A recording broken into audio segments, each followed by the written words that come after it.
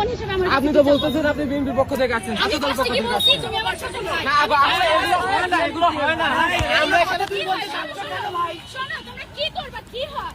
তোমরা শাহবাগে যাইতে যাচ্ছ, এটা কিভাবে হয়? আমরা দেখতে পাচ্ছি ছাত্রদল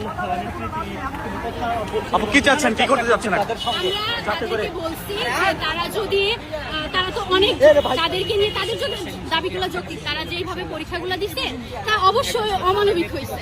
তা আমরা বলছি যে তাদেরকে তোমরা তো সবাই মিলে সচিবালয়ে যাওয়া সম্ভব না, তোমাদের যে দাবিগুলো আছে সেগুলো একটা লিস্ট করো এবং তোমরা একটা প্রতিনিধি করো। তোমাদেরকে নিয়ে আমরা আজকে এখনই যাব, আমরা সরকার দলের পক্ষের সাথে কথা বলবো এবং তোমাদের সকল বিষয়গুলো আমরা মানার চেষ্টা করবো বা আলোচনা সাপেক্ষ। সরকার একপাক্ষিক হয় না, তোমরা চলো। কিন্তু ওরা কথা মানতেছে না, ওদের মূল কথা ওরা শাহবাগে যাবে, রাস্তা অবরোধ করবে। আমরা বুঝাই পারতেছি না যে তোমরা যদি রাস্তা যায় অবরোধ করো তোমাদের ফ্যামিলি মা বোনদেরই সমস্যা হবে।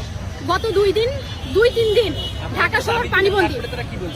তারপরে তারা এক একজন এক এক বলছে। কিছু ছেলে আছে, মিরাজ নামের একটা ছেলে আছে, সে মানছে এবং আরো কয়েকজন ছেলে আছে তারা ফার্স্টে মতামত দিচ্ছে। এরপরে উগ্র কয়েকটা ছেলে আছে তারা বলতেছে হবে না, দাবি এক পদত্যাগ। ঠিক আছে, তো কথা হচ্ছে সবাই মিলে তো একটা মতে আসতে হবে, ওরা কেউ একটা মতেই আসতে পারতেছে না, তাহলে তাদের ঐক্য কিভাবে হবে? আমরা দেখলাম যে অনেকে কার্ড ছাড়া ছিল, একটু বলবেন বিষয়টা বলবেন। এইটা পুলিশে হামলা করছে, কিন্তু আমরা তো ছাত্র দলের ছেলেরা, আমাদের ছাত্র দলের ভাইরাই কিন্তু তাদেরকে প্রোটেক্ট করছে, এটা অস্বীকার করা যাবে না। তারা নিজেরা স্বীকার করছে যে পুলিশ যখন তাদের উপরে অ্যাটাক করছে তখন ছাত্র দলের ভাইরা তাদেরকে প্রোটেক্ট করছে। আর আরেকজন বলতেছে যে তারা হচ্ছে প্রধানমন্ত্রীর সাথে কথা বলতে চাইছে। একটা দেশের সরকার প্রধানের সাথে কি রোড আটকায় কথা বলা যায়?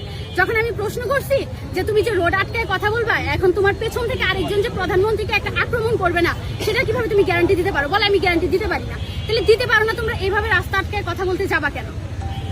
অনেকে বলছে আপনারা ছাত্রদল এই জন্য চাচ্ছেন না যে শাহবাগে যান। এখন আমরা তো ফার্স্টে এসে পরিচয় দিছি যে আমি তোমার বড় বোন, তুমি আমার ছোট ভাই, তুমি আমার ছোট বোন। দলটাকে পরে আনেন, আমিও তো একজন স্টুডেন্ট, সেও একজন স্টুডেন্ট, সেই হিসাবে আমরা ভাই বোন। আমি আগে এসে ভাই বোনের পরিচয়টা দিছি, তারপর ছাত্র দল। আচ্ছা আপু, শিক্ষামন্ত্রী যে বললো এদেরকে ফার্মের মুরগি, ফার্মের বাচ্চা, এটাকে ঘিরে তার আসলে একটা মানে তার লিখে গেছে, এটা কি বলে আসলে? এখন সেই নিউজটা আমি হচ্ছে অফিসিয়ালি দেখি নাই, আমি কয়েকটা পোস্টে দেখছি। আমি আসলেই জানি না যে এটা সত্যি সে বলেছে কিনা। যদি বলে থাকে তাহলে এইটা সে একটু খারাপই বলছে। তার জন্য এখন আমরা তো সবাই মিলে এটা মীমাংসা করতে হবে। মানুষ মাত্রই বলছে, যদি ভুল করেও থাকে সে একজন শিক্ষামন্ত্রী। আমি ছাত্র দলের বেগম বদরুন্নেসা গার্লস কলেজ।